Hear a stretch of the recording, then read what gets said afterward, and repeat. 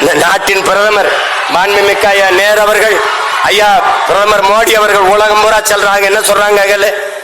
உலகம் பூரா உலகில் முதல் மொழி தமிழ் எங்கள் இந்தியாவில் இருப்பது பெருமை. இந்திய மொழிகளின் தொன்மையை தமிழில் இருந்து அறியலாம். உலகில் பல்வேறு நாடுகளில் மக்கள் தமிழை கற்றுக்கொள்ள பேரார்வம் கொண்டு வருகிறார்கள். நான் சொல்லல, நாட்டின் பிரதமர். ஏய், நீ இங்க பாரு, நீ ஒண்ணு தெரிஞ்சுக்க. பெத்த தாயை பட்டினி போட்டுட்டு எத்தனை ஆயிரம் அன்னதானம் செஞ்சாலும் உனக்கு பலன் இல்லை. தாய்மொழி தெரியாமல் நீ எவ்வளவு பெரிய எவ்வளவு மொழிகளை கற்றாலும் நீ அறிவு கட்டவன். பெத்ததாய் யாருன்னு தெரியாம நீ எப்படி நீ இருப்ப? என்னன்னு சொல்றது?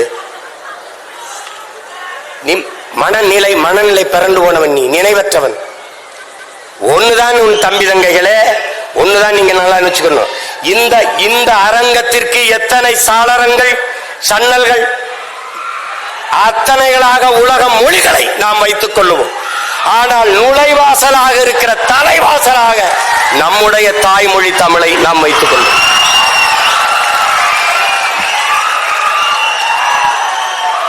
எல்லா மொழியும் கத்துக்கிறோம், யார் வேணாம். பாரதியை விடவாடா ஒரு புலவன் இருக்கான்.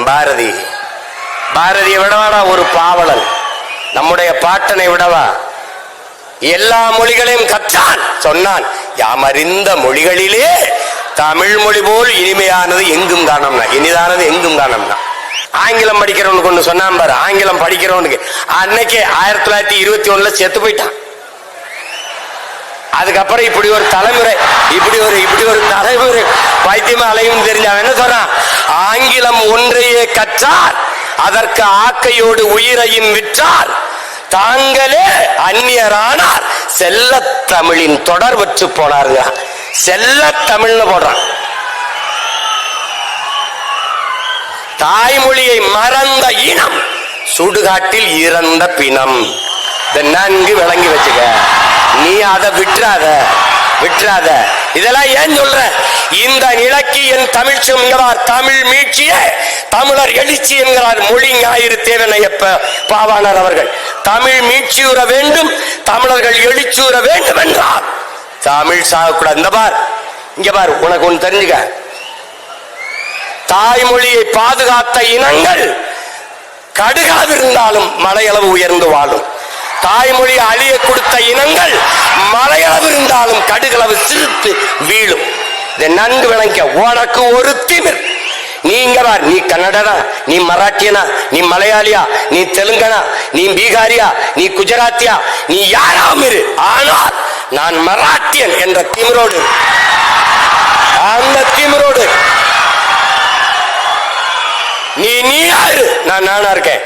என் தம்பி சொல்றாரு, நான் இந்தியத்திலிருந்து தமிழை பார்க்கிறேன், என்னன்னு தமிழத்திலிருந்து தேசியத்தை பார்க்கிறார். நான் இன்னொன்னு சொல்றேன், நான் என் தம்பிக்கு சொல்றேன், நான் முதல்ல எங்க அம்மாவுக்கு மகனா இருக்கேன், அப்புறம் அத்தைக்கு மருமகனா இருக்கேன்.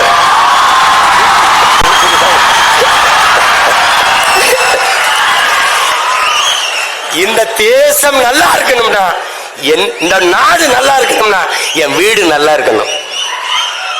என் வீடு நல்லா இருக்கணும், உன் வீடு நல்லா இருக்கணும், அவர் வீடு நல்லா இருக்கணும், அவர் வீடு நல்லா இருக்கணும்.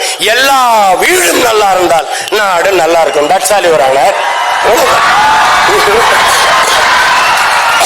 இவ்வளவுதான். அதாவது